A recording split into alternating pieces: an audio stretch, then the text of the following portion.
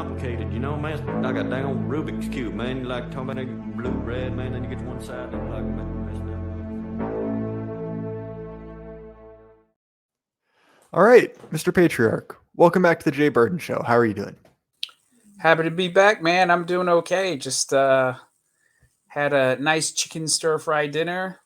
Um, had a drink and just hanging out and ready to have a conversation with my good friend Jay Burden.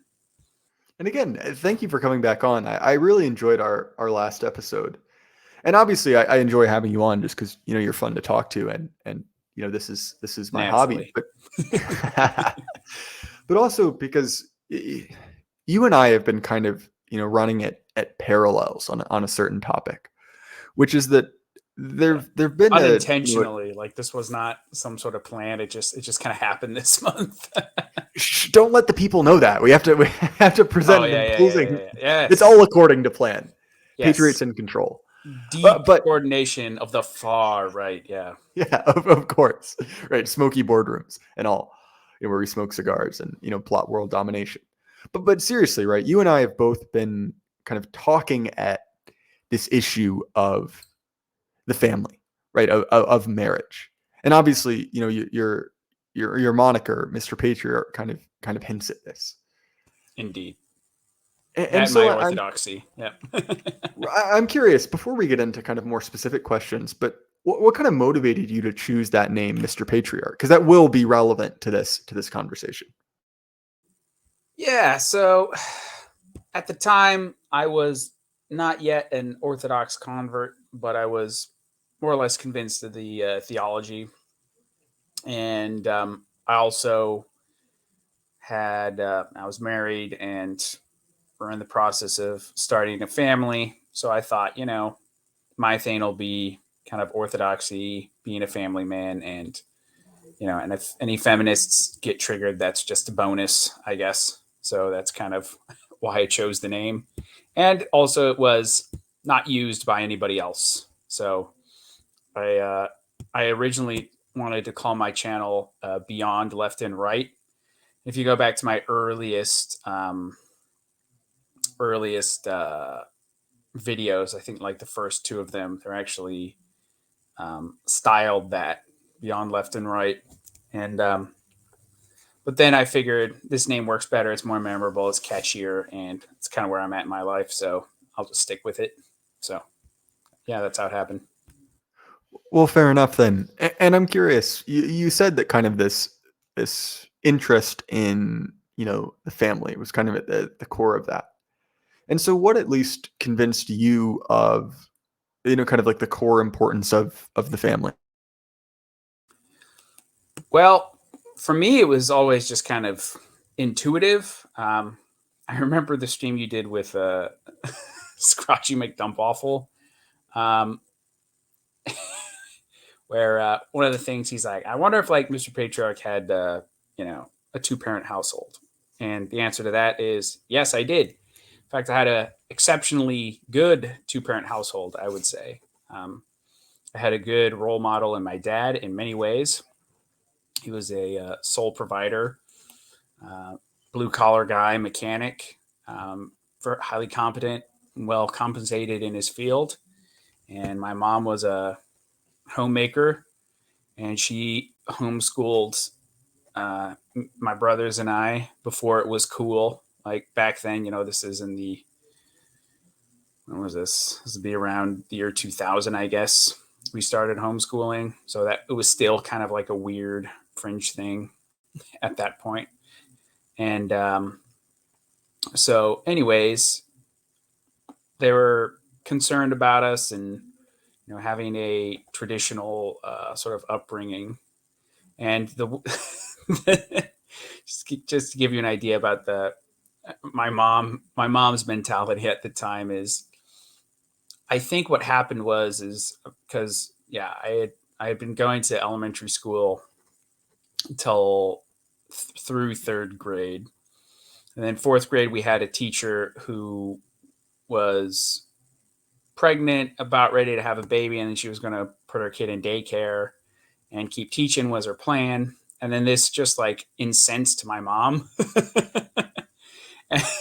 And that was the reason why she wanted to, part of the thing that she just kind of got the gears turned in her head. She's like, maybe we should homeschool the boys. And so anyways, my parents talked to my twin brother and I. Our younger brother wasn't, he was a toddler, but they talked to us about it and like, hey, what do you think about this homeschool thing? And we're like, yeah, this sounds sweet. Sounds great. Yeah, let's do it.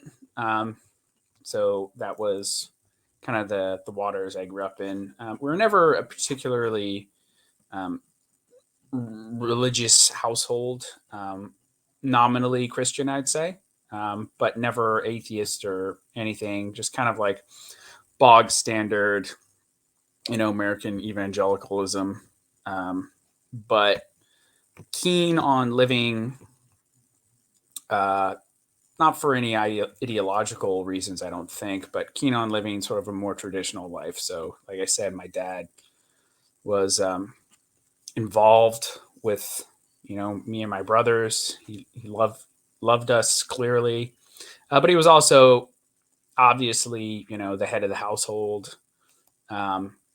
He'd make the big shot, call the big shots. And my mom was very happy to, be a housewife and look after my brothers and I and, raise us up. And yeah, had an excellent childhood and no major complaints. And then sort of for that reason, kind of growing up and having friends with, parents who got divorced and whatever, I just thought that was like the worst thing ever. And that's interesting because, and I don't want to interrupt you here because you and I kind of have mirror image existence in the sense that I had an extremely chaotic home life. Police involved. It was, pretty much a mess. And to a certain extent, I feel like I kind of got out of it by luck. And when I looked at people who had kind of like very stable home lives or kind of, members of my family, different generations who were much more stable, to me, that was so clearly superior. That was so clearly an advantage. And so to me, at least, right, like I kind of look at that as like, well, that's such a massive advantage, and all morals aside, just for the continuation of your line. If you care about your kind of like genetics being passed on, and again, this is not how I think about it, but this is kind of like the most core, biological motivation. It's like, well, what's the best way to make sure that your kids won't be massive fuck ups?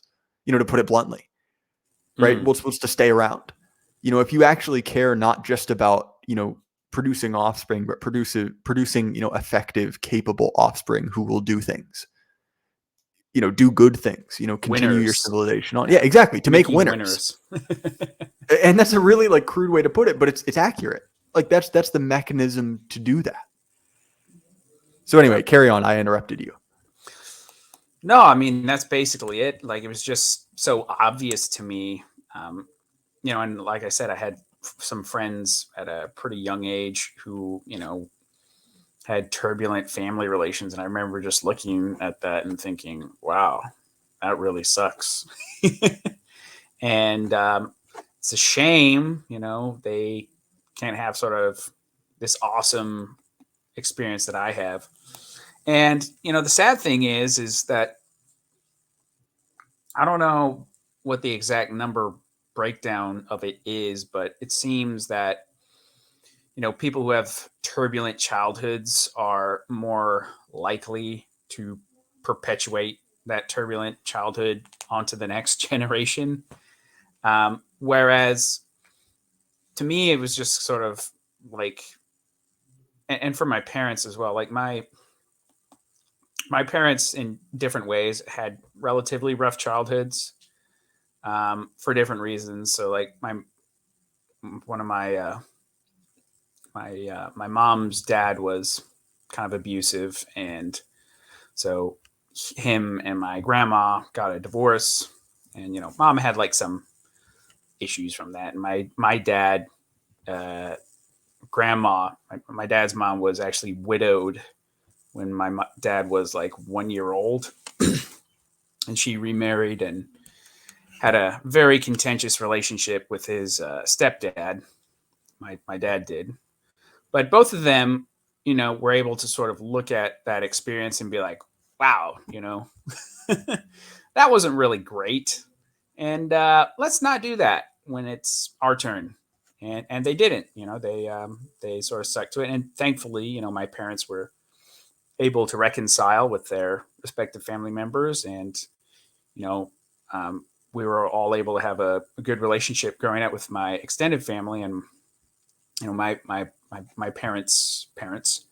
But, they made a choice to do things differently and try to do things traditionally and have a relationship built on, respect, but also, one where they tried to embody the traditional archetype, just on sort of like, not as like an ideological thing, but just kind of almost like a subconscious level. Like my mom, she worked for a law firm as an aide or something. And then, she's pregnant with twins, and that was like the last full-time job she had. And then she's like, yeah, like, I don't want to do this anymore. Like, I want to, stay home with, my twin boys. And dad's like, sweet. That's what I want. That's what I want too. And it was just like a natural decision for them. And they've, they had their sort of ups and downs and stuff. My dad, always a loving, compassionate father and husband, but he was kind of like he got married quite young. Like, I think it was 19 when he married my mom, and my mom was 22, I think. Yeah. And,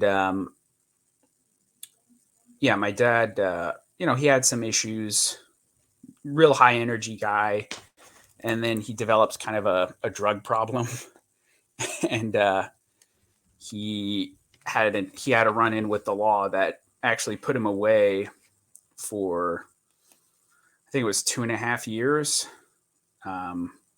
But, my mom she's like, all right, this is your chance. You better have your shit. You better have your shit together by the time you get out, and he did. And, it was, ever since then, it's been, great. And that was early enough that, I don't really remember any of that sort of stuff. Although I do have like a strange ability to remember things from when I was very young. And I remember one time, I was talking to my mom before, she like divulged the extent of cause like I knew my dad had went to jail, but I didn't think it was like prison. And I didn't think it was for that long, but I said to mom, I'm like, so I have this memory as I got older and sort of was able to contextualize these things. It's like, I have this memory of we were at a place and there's like the sheet of glass and you got a phone and you're talking to dad on the other side of the phone and I'm picking at like some gum under the table or something. Did dad go to prison? And she's like, oh my God, how do you remember that? So yeah, it wasn't all sunshine and roses, but the point is they made a conscious decision to learn from, not just their mistakes, but the mistakes of their parents. And, I was able to reap the benefits along with my bros. So from my perspective, there are kind of two quote unquote right-wing attack vectors on traditional marriage. You have kind of the vitalist streak, the Nietzscheans who essentially say, like, sow your seed far and wide, have no respect for, kind of like the family. It's basically hood mentality, make money and get pussy is what it is. Well, yes. And this is actually a point I brought up before. The conversation that precluded me making a YouTube channel was a conversation with Paul Fahrenheit, when we met IRL. And I essentially brought up that point of like, well, okay, dude, like if you want to look at people who live like that, go to the nearest ghetto. It doesn't exactly produce. Those people exist. And Yeah, you can exactly, find them on exist. MLK Boulevard. And let me tell you, those same people, the Nietzschean right-wing bodybuilders don't tend to like. But on the other end, you have the kind of the PUA argument, the argument, the men's rights activists who essentially say like, oh, like the deck is stacked against you, marriage is designed to trap you. So I'm curious, do you see any validity to that? Do you see any validity to the idea that essentially like you're opening yourself up to ruin by engaging in kind of like a traditional marriage? Well, I think you open yourself up to risk in a certain sense, but so what? I mean, is my response to that. Starting a business, you expose yourself to risk. Doing anything worthwhile, you expose yourself to risk. Now, do you expose yourself to more risk today than maybe in the past? Yeah, in terms of, divorce courts and everything. Yeah, that's certainly true, but why do you have to get divorced is my question. And most people, particularly like the millennials who do get married anyways, like most of them don't get divorced, I don't think. I know it's below 50% for younger generations. It was particularly bad with the boomers, I seem to recall. But it's not, it's certainly not written in stone that, you're just going to get divorce raped by your wife and have her take all your money. Like, I mean, it's silly to sort of think about that way, I believe. And also the important thing too is you got to break down the subsets. Okay. So if you take gross marriage stats, okay. But then if you factor in other factors like, okay, now these are religious people, these are Christians who regularly attend church. And you can even add another caveat. Maybe the wife was a virgin before she got married. Okay, now what's the divorce rate? It's basically zero. Especially for, your wife being a virgin when you get married thing. And the, again, regular practicing Christians thing with low or no body counts. I mean, the numbers are there. Like you can look at them. Like those sorts of people are very, very unlikely to get divorced. And so, yeah, you open yourself up to risks and whatever, but why do you have to be the sort of person and go after the sort of women who are going to make that a higher possibility? You know what I mean? Like, don't go for the Stacys, right? Right, You want to, right. Don't go for the kind of girls that your grandma wouldn't approve of. yeah, it's basically it. And that doesn't mean, don't look for someone don't be one of these guys who are like, oh, if she's not 100% perfect, then I'm not interested. Like, that's stupid. But what you do want is, and I mentioned this in a stream with my wife on finding a good spouse. We did this actually, I don't know, a couple of years ago. We talked about this.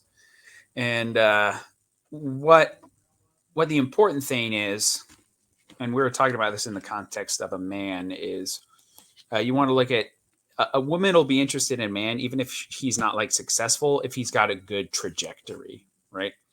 So is he well put together? Does he have like good prospects? Is he handsome? And, career wise, he might not be making a lot of money, but or he might be just fresh out of university or a university student, but what's his potential? And do I see things in his lifestyle that reflect, this is a rising tide, and it's the same thing too with women, right? So if you find a woman, and with a woman in some ways it's easier, right? Because frankly, men typically don't care if women make a lot of money or not.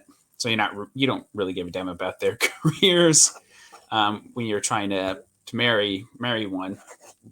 But it's like, is she living in such a way that, over the long term is going to yield good results, right? Does she dress modestly? Does she, stylish maybe, but, not putting out hoe vibes? Does she, regularly attend, religious services? Does she have a good relationship with her dad? That's also a big one. How close is she with her family? Stuff like this.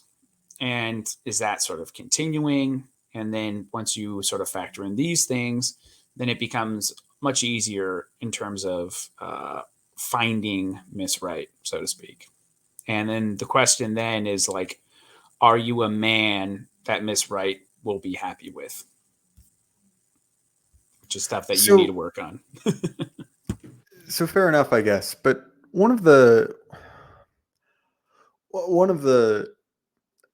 comebacks you constantly get, because look, like I'm active in these spheres, right? I understand the dialogue going on. It's essentially, people my age, in their young 20s, their teens, maybe even later than that, who are essentially saying like that's unrealistic. That's advice for another era. Women like that, who don't have a high body count, women like that who go to church, they don't exist, or they're already married. Yeah. What is your retort to that? Well, I'd ask you. You're a Zoomer. What do you think? Well, my advice, and I've said this before, is just to go to church. Genuinely, it's like. Did it work for you? Yeah, it did. See, yeah, there you go. Well, and honestly, and I'm unsure what the scheduling will be on this, but I've recorded an episode with George Bagby about going through the traditional marriage vows, right, taken from the 1549 Book of Common Prayer, right, which is about as old you can get in English language documents and still get a relatively readable marriage ceremony, right? And in all of that is buried this idea that marriage is communal, right? That marriage isn't something that two atomized individuals stumble into. Yes. And so, right, if you're looking for, someone to marry, if you're looking to build a family, then you sort of have to either, create or enter into a community. And obviously I realize that's hard. We've all been hit by atomization to one degree or another. But if you're floating, if you don't have a community, well, it's like, all right, like look for one. Because to be honest, like you can play the game on your own. But that biases towards certain skills, and if you've listened to Mr. Patriarch solo stream, you'll note that he's apparently he's not even apparently, he's just an absolute Chad, and so, and so apparently, right, like you had no problem approaching women. I've never had problems with, self-confidence. I'm obviously you have to be a little bit of a narcissist to have a podcast, but if that's something that doesn't come easily to you, well, guess what? You're not alone. Right. That's pretty normal. That's how most people are. And so, well, how did people get around that issue before? Well, to be honest, they had other people help them out. So for instance, right, like if you've ever been to a relatively traditional religious community, that old women love matchmaking. Right. And specifically, if you're like a relatively the thing. Yeah. Yeah. Specifically, like genuinely, if you're a relatively clean cut young man, who's come into a religious community genuinely, isn't just kind of creeping around, looking for women, and you're a productive member, you're helping out, you're volunteering, you're making something of yourself, then people see that and they look out for that. And so I guess maybe this is my, traditional, like the advice that I keep offering over and over again, but essentially it's like, find a community of people relatively aligned with you. Okay, maybe it's not 100% the post-liberal neo-Duganists, whatever your obscure, retarded internet philosophy is. But I would argue that you should probably give that up anyway. But like, look for a group, like a religious group happens to be a particularly good one, but any kind of like grouping of people interested in living a relatively traditional life. Yep. No, maybe it's not exactly what you want, but to be honest, like you need to play in a field that is sympathetic to you. You need to essentially be, around people who maybe not 100%, but at least 70% of the way agree with you, because you can make up that last 30%. But if you're on Tinder, these aren't just people who don't agree with you. They actively oppose you. Yes. No, that is 100% correct. Sorry about that with my phone, by the way. I was trying to switch something off. No, that's 100% correct.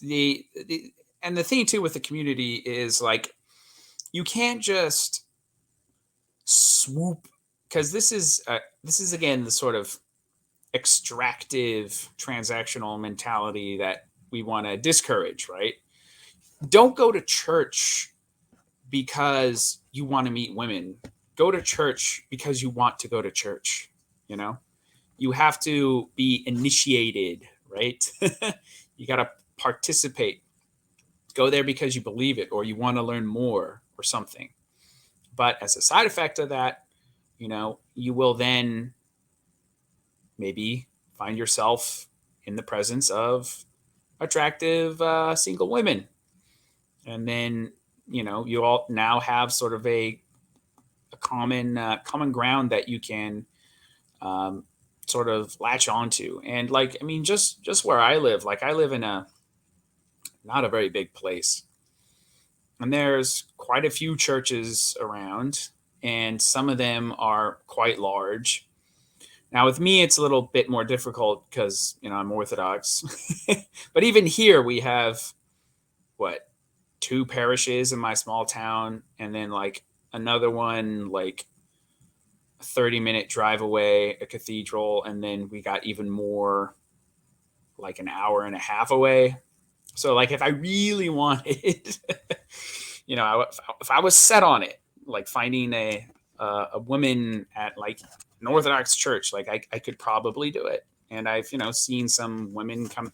I'm married now, of course, but I've seen some women come through even my parish where I'm like, interesting. You know, if I was a single guy, you know, you just sort of take note of these things. And, you know, I'm looking at the young dudes, you know, who are in the part of the congregation, and I'm like, you know, here's an opportunity for you, bud. You know?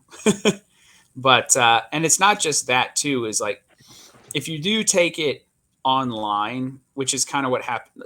And if I think about it, like distributive says like it's he really is against sort of finding women online. But if I think about it, like Dave found someone online, I found someone online, I have multiple friends who found someone online, and the ones who didn't find someone online either met them at work, which was 2 of my buddies who were in the Navy, and they found their wives in the Navy, or it was at church.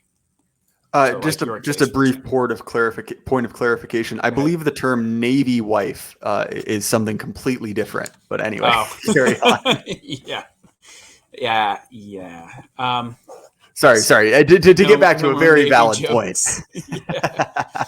But anyways, what was I saying? Okay, yeah. So the thing is that my wife lived in a different hemisphere, in a different country, from a somewhat different culture, and but because I was serious about, you know, having a traditional marriage, playing things by the book, not having sex before marriage, and she came from a family and belief system that had internalized those values into her. And once she basically figured out, you know, I wasn't full of shit and, you know, meant what I said. And, you know, I am in person as I present online. You know, when we met, like it was game over, man. You know, she was hooked. And also, you know, her dad had to approve of me as well. And again, because even though, like I said, from very different places, the religious aspect did a lot of the legwork for me, because she was raised with the sort of things that I would want, you know, my kids to be raised in, you know, and we have the same values and ultimately a shared vision for what we wanted our lives to look like together, you know. And I think that is key and of immense value, which I think gets understated. So, you know, some people will say, well, you know, Christian chicks aren't perfect or whatever. And I'm like, yeah, like nobody says they aren't. Or I'm sorry, nobody says they are. What they are, though, is they have The serious ones anyways, like I say, and the benchmark for seriousness, I say, is like regular attendance, because that at least shows some committal above just total marginality. But what that is it shows at least some level of committing to a set of values and ways of being which are conducive to a healthy life. And there are going to be some expectations from the community, like the church she goes at, her parents, and, the pastor or priest or whoever, that they're, staying on the straight and narrow. Because, in my wife's church, there'd be occasionally like a, pretty rarely, but it would happen. Someone would accidentally get pregnant, and it was like a big scandal and like not cool. And then they kind of like go away, and you wouldn't see them. Typically, like I think one or two of them sort of stuck around, but usually there was a very big emphasis on, like, there was social pressure to help. When you felt like doing the wrong thing, if you know what I'm saying.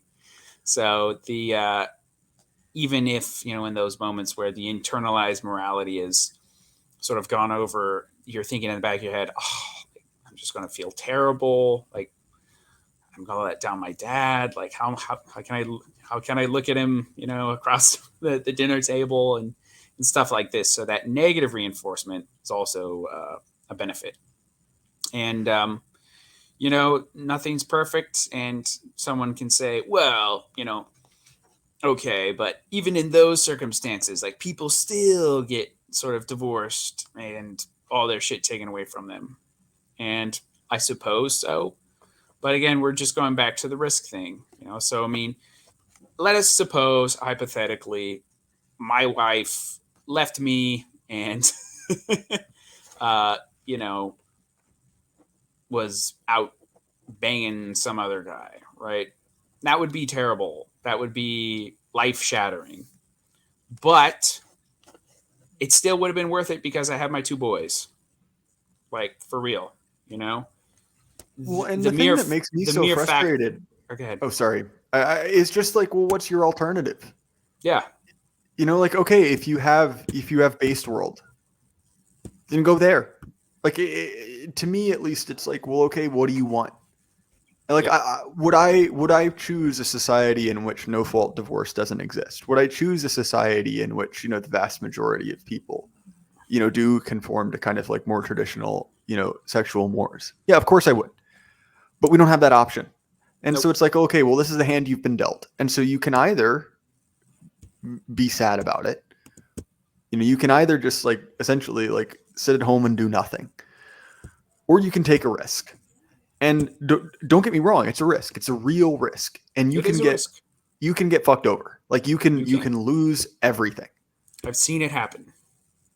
Right, and believe me, I have too.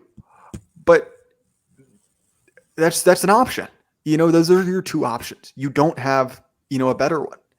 And to me, at least, like, if you want to truly, get out of the game, become something like a monk, because that's truly like cutting yourself out of this, if that's really what you want to do.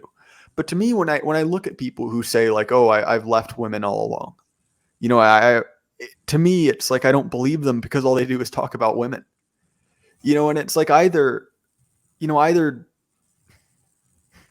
actually get out of it, either, fully like forswear the whole thing and just like stop complaining about it, or make a decision one way or another and at least like stop whining. Because to me, at least, like, if you've determined, and I think that there's a very clear path for this in Christian societies, not just as a monk, but in many other roles, to essentially say like, all right, well, I'm not a man designed to have a family. Then fair enough. That is an appropriate role in society. Society has always had those. Like that is something you can do. But don't like stand in this kind of like lukewarm position of, being kind of like neither one nor the other. And maybe that's, kind of an unorganized rant, but at least to me, it's this kind of frustration that I continually, just kind of like goes around in my mind. But anyway, I interrupted you, man. Carry No, on. I was just going to add to that. Embracing celibacy and being an incel are two different things, right? So if you're the minority of people who are want to become a monastic or just devote your life to something, those people exist. They're very rare, but they do exist, who aren't called to monasticism, but just feel like marriage isn't for them. Then okay, that's your path. And but if you're just mad that ain't no good women these days, well, I mean, that's just kind of a loser mindset, frankly. Yeah, the world sucks, but why does your life have to suck? And why do you need to, let circumstances dictate how your life is going to be? Like, that seems like a very passive, almost feminine, sort of weak way to look at things. Why not, put yourself in a position where you're the winner, and just sort of disregard the obstacles. Like, I'm sure all of us have had or seen lots of people in our lives who have managed to make something beautiful out of very difficult circumstances. Like, I know many people like that who had real shit hands dealt to them, like both in South Africa and here in the US. Like my just as this is like an example I always like to point out, like my wife's uncle grew up without shoes. Like, he was literally too poor to have shoes. And his dad was like a violent drunk who tried to like kill his mom, right? But guess what? He's happily married, he's got kids, and he has a BMW. So, like, in Africa, by the way, which is hard to do.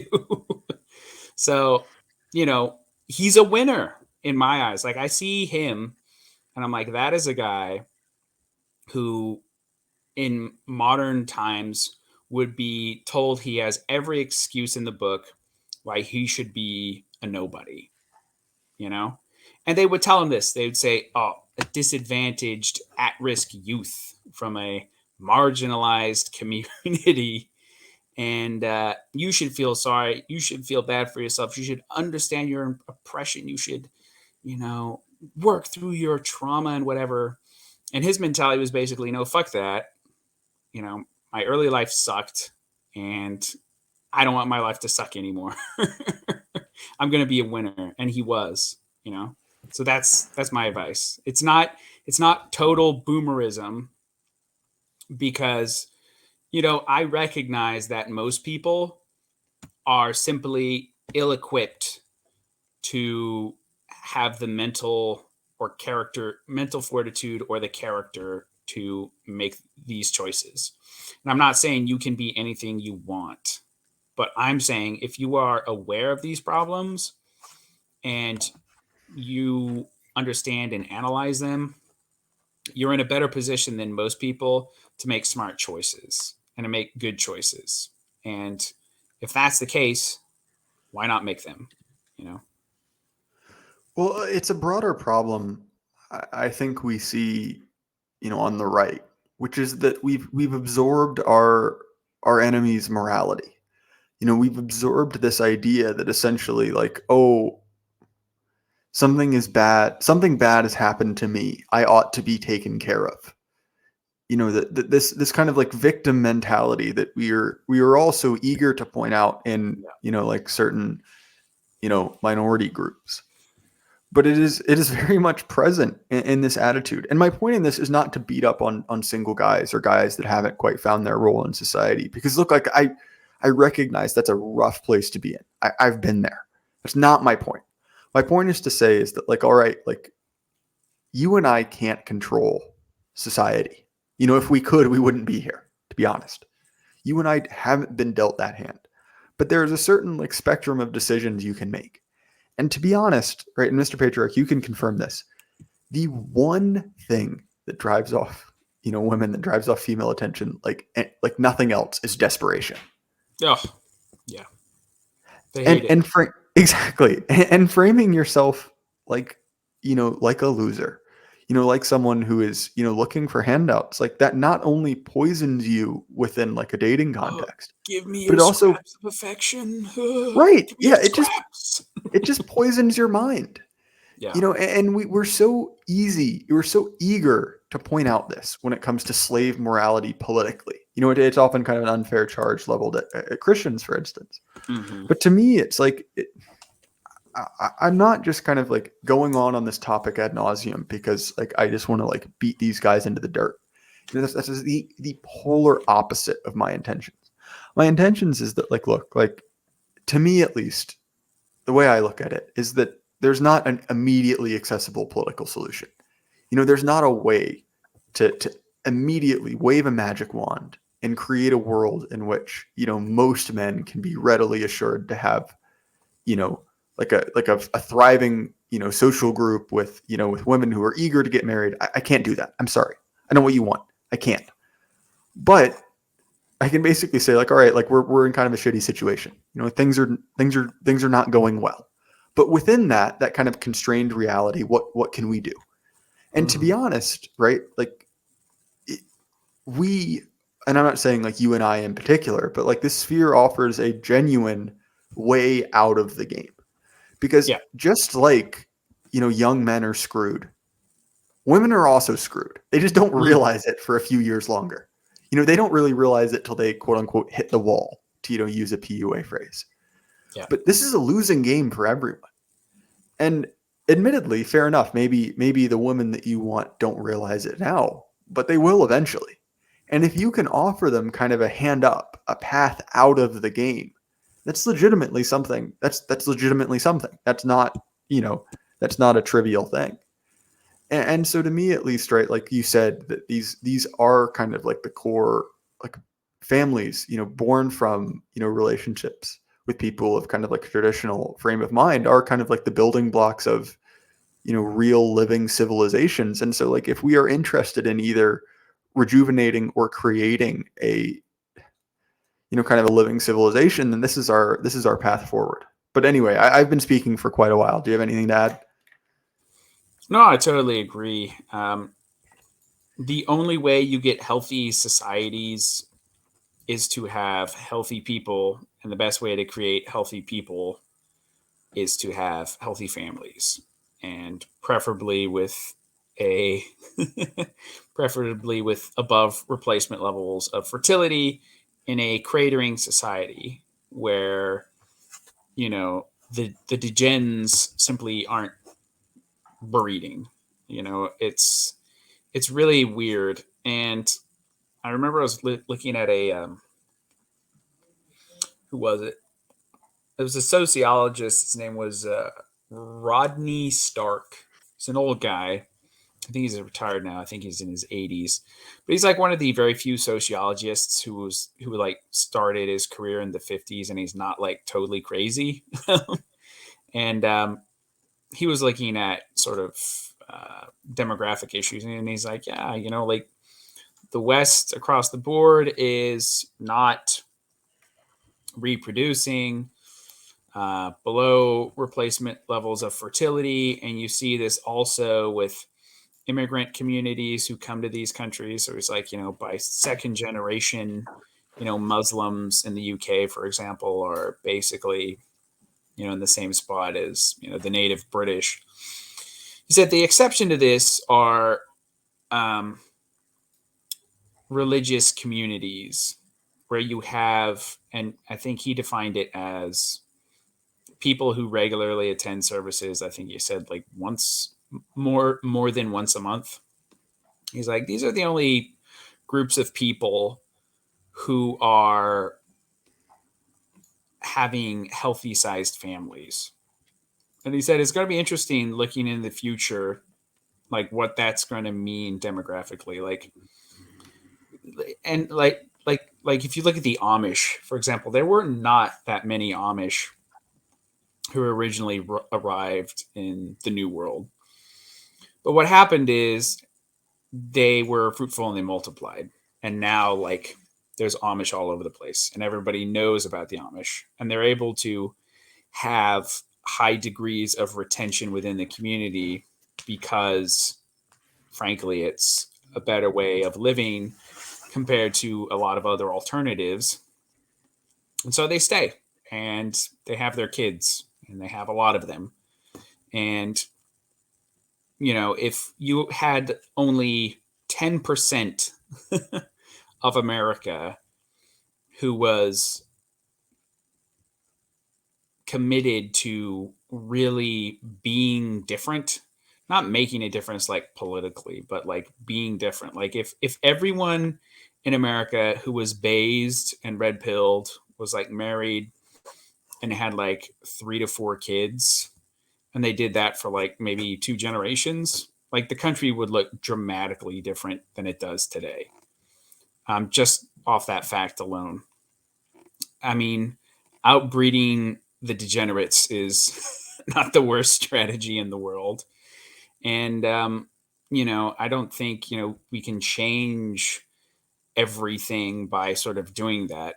You know, I have no illusions about trying to fix Washington through starting families, but, and this is where it gets practical and important, is what you can do is if you do have enough people who get it, and you do have a sizable enough community of these productive people networked maybe across state lines, you can have wealth, power, and influence that can be deployed to specific ends.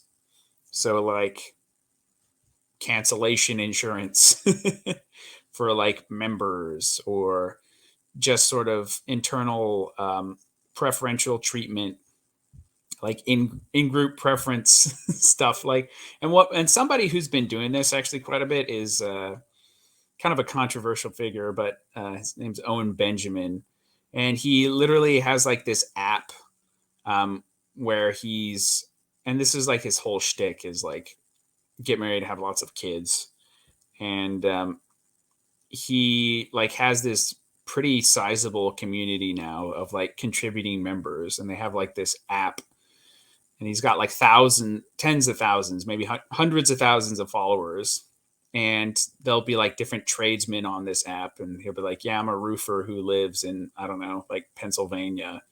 And then they got like in-group preference for like doing work for each other or trading things. I think this sort of thing is brilliant, personally. And then you can sort of take that and then take that model and then just, you know, maybe impose it on your like denomination. So like if you're Orthodox, right, take a certain degree of leadership in your church, and then you can set up this thing, and then you can, you know, network, have your priest talk to the bishop, and then sort of like get it into the other parishes, and then become like a true blue, you know, mutual aid society of like the classic variety, the sort of thing that existed in the United States since its founding up until like shortly after the New Deal, right? We're just recreating something which has existed before. We're not having to totally trailblaze. Like, we know how these sorts of things can work. It's been done in the past. It's being done right now. But I'm just saying, why not do it for our guys, you know? And I think that family is absolutely necessary, obviously, for the future. But it's, and I kind of mentioned this in the stream with Angelo Wither and Dave, but having kids really makes you give a shit, you know, because it's one thing to be, you know, a 22-year-old guy who's like fresh out of college, and, you know, you're just online all the time, and you're a doomer, and you're black pilled, and you're reading right-wing esoterica. But once you have like a woman and kids who like rely on you to make things happen, now you're sort of faced with a whole another degree of responsibilities that, you know, you look at the next 20 to 30 years and you're like, what kind of country or state or town are they going to live in? And how can I make it so that it's not shitty? Because the way things are going right now, it's not going to be good in like the next, 50 years. Like when I'm 80, like I do not expect the United States to be a better place now, or a better place then than it was when I was, coming up in the 90s. Like I just see very little chance of that happening. But what I can do is maybe take some steps, network with like-minded people, and do things so that my area is less shitty. So some specifically of the more kind of like vitalist strand have essentially said that, focusing so much on the family is essentially, feminine. You're being kind of like brought into a feminine way of thinking. What do you think of that? I think that's dumb. Simply put. Because everybody had kids in the past. Like I said, unless you were a monastic or a priest in Roman Catholicism, like literally everybody who could had a family, including the great men of the past, right? So like Johann Sebastian Bach, one of the preeminent musicians, cultural producers of all time, had 20 kids, right? And he was married. So I don't want to hear that, no, I'm the great man in waiting and I need to be vitalistic and, be a pirate, I guess. Okay. Well, that's first off, most of the great men of history actually did have families. So that's not true. Second of all, Isaac Newton didn't have to be told to be Isaac Newton. He just was, you know? So if you are one of these exceptional characters, you don't need the internet to tell you that. You're just going to naturally be it. Right. And You're for the probably not having a dialogue about this on some Telegram group. You're No. probably just out there being the next Isaac Newton, which is something I've also kind of considered. Yeah. I mean, like, okay, so Isaac Newton was a thing, but he didn't need anyone to tell him to be Isaac Newton.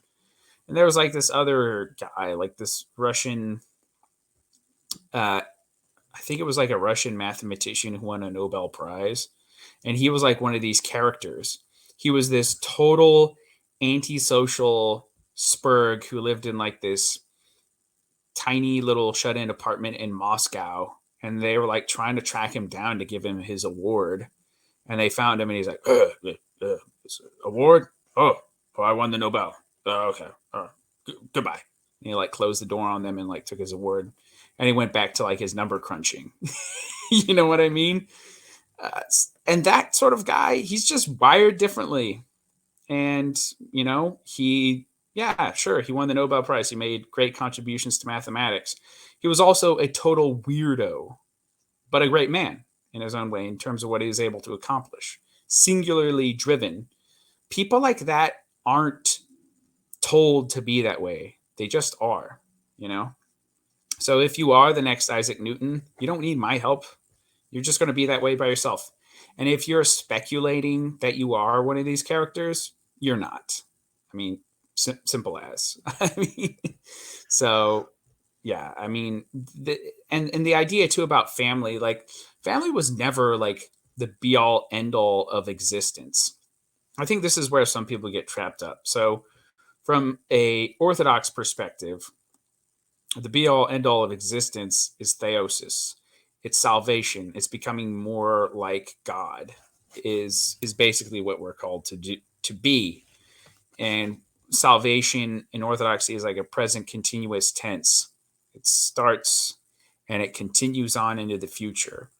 And that's sort of what we're called to do. That's the purpose of life. And, glorifying the Lord through our various works, through art, through, charity, through benefiting other people around us and not just ourselves, through doing great things, which make the lives of other people awesome.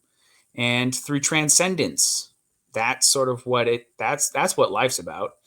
And having a family is just one of these things that helps in that greater purpose, which I was talking about. So, St. John Chrysostom, for example, said that, the husband helps the wife in salvation and the wife helps the husband for salvation. Like they're there to somehow, by being joined together, you end up with a situation where 1 + 1 = 3, right? So it's more than just two people coming together. Like the result of that is actually, in a spiritual, metaphysical sense, you are creating something greater than simply two people through this union. And it's not just the kids; it's the relationship itself. Makes the man better, and it makes the woman better. So that's sort of what I would say to that. So yes, it's not that marriage and family is like the sole purpose of life. And if that is the critique, I would agree with it. It's not, and it shouldn't be your goal as a man. It's not peak masculinity to have come home from the office and have a wife there with a roast for you.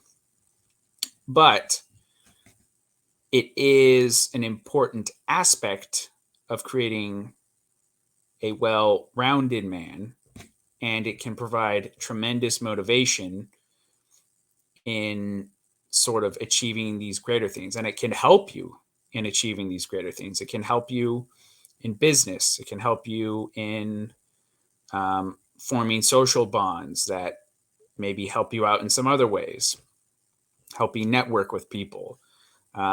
These are just a couple examples of ways in which having a wife helps you achieve mastery over these other aspects of your life. So yeah, the family, it's not you shouldn't look at it as like this simple dialectic where it's like, it's either vitalism or marriage. It's vitalism through marriage is what I'm trying to say. So it's both. Well, thank you, and I feel like that last line kind of sums this up and brings this to a close. That this is not a binary. This is not a choice between either being a hypothetical Greek statue bodybuilding space pirate, or a kind of like eternal wage slave coming home to an obese wife. Like that's a fake dichotomy. You're being sold something. That if you're interested in maintaining a vital civilization, right, that requires strong families. And that's not something easy. That's not something trite. That's not something that is, easily kind of like described in a Wojak meme. Like that's a difficult thing to accomplish. And Mr. Patriarch, we're kind of running up on time. So if people are interested in you, where can they find more of your work? Thanks, man. This has been fun.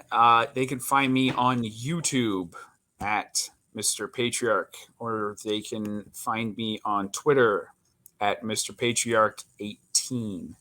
I post some stuff there. I got a link on my Twitter and YouTube for Subscribestar if you want to support my work and my growing family. And yeah, I post stuff. I like you, don't use Twitter seriously. I mostly use it for networking. I use it as a Rolodex to talk to people such as yourself, and to just be sort of my own soapbox, and just have fun with it a little bit. So but yeah, as far as new videos coming out, I have, or which came out, I have a video similar to this topic that I did with the Distributist and Anglo-Ortho. And I'm going to be putting out something else relatively soon. I'm going to try to start making more regular content. And I'm going to see if I can't finish my Reflections of a Russian Statesman series, which I believe I kind of stopped maybe, I don't know, like 3 months ago or something. So I'm going to see if I can't pick that back up and get it done. Well, great. And as far as my stuff, you guys know where to find me. obviously this episode is sponsored by Axios Remote Coaching, and there will be a new ad coming up. I know I've said that on the last 2 episodes, but that's because I recorded all 3 episodes in one night. And so basically, if you want to stop being a fat loser, head over to Axios Remote Coaching. JD, the guy who runs it, has been on the show before, and he's one of us, and he's genuinely a very helpful, knowledgeable guy. I can personally attest to this. He increased my lifting total by, well over 200 pounds now, and that's just essentially by sending him videos and asking him, well, what the hell's wrong with my form? And if you're serious about maximizing your performance, that's the place to head over to. Anyway, as far as my stuff, you guys can find this show on Apple, Spotify, YouTube, and Odyssey, anywhere you listen to podcasts. If you want to support the show more directly, well, guess what? You can do that at all the normal places, and you will get an exchange for your hard-earned money, a chance to listen to episodes like this one, when they're recorded instead of when they hit the main feed. It's not much, but it does help. It does help with the cost of the show. And anyway, guys, thanks for coming out, and keep your head up. The lie can't last forever. Good night.